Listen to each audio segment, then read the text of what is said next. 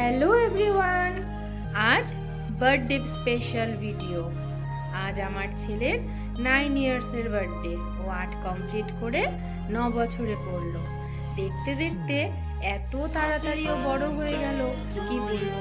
সেই দিনের ছোট্ট বাবু আজ দেখো ওর 8 কমপ্লিট করে 9-এ পারবে।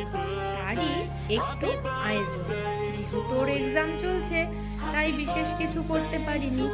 আজও আমার মা সব কিছু রেডি করেছে। আমি তো স্কুল গিয়েছিলাম, তবে হ্যাঁ, আমার দায়িত্বে ছিল এই চিলি চিকেনটা।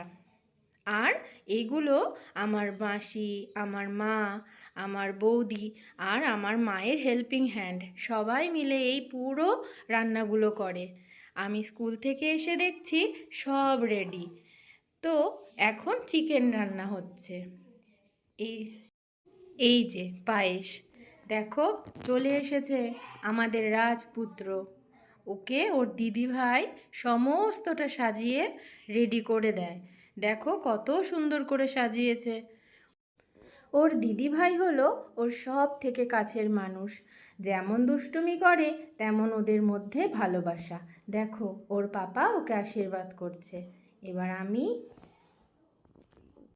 আমার সোনাটাকে আশীর্বাদ করছি। তোমরাও ওকে আশীর্বাদ করো, যেন ও মানুষের মতন মানুষ হয় আর সকলের পাশে দাঁড়াতে পারে। এইটুকুই তো চাই বলো। আর ওর জন্য একটা ছোট্ট গিফট এনেছিলাম।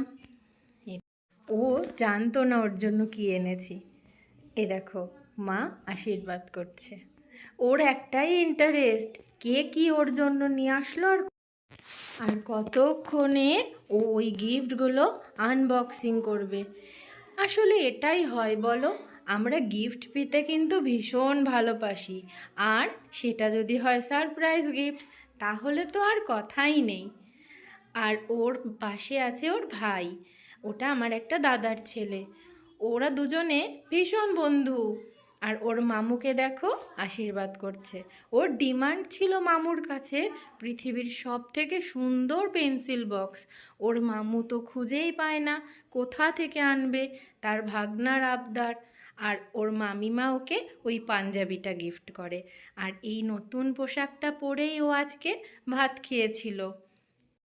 কাছের মানুষদেরকে নিয়ে ছোট্ট আয়োজনটা বেশ ভালোই। আর এটা দেখো ওর পেয়ারি গিনু। এই নামগুলো না ও নিজে থেকেই বলতো, জানো। ওকে কেউ কখনো শিখিয়ে দেয়নি। এটা আমার মাসি হয়, আর ও আমার মাসিকে পেয়ারি ডাকে। আমার মেসোমশাই অফিসে আছে, তাই আর আসতে পারেনি। আর আমার ভাই নতুন চাকরি জয়েন করেছে, ও ছুটি পায়নি। দেখো মামিমার আশীর্বাদ পর্ব। মামিমা ওকে ছোটোর থেকে নশো বলে ডাকে।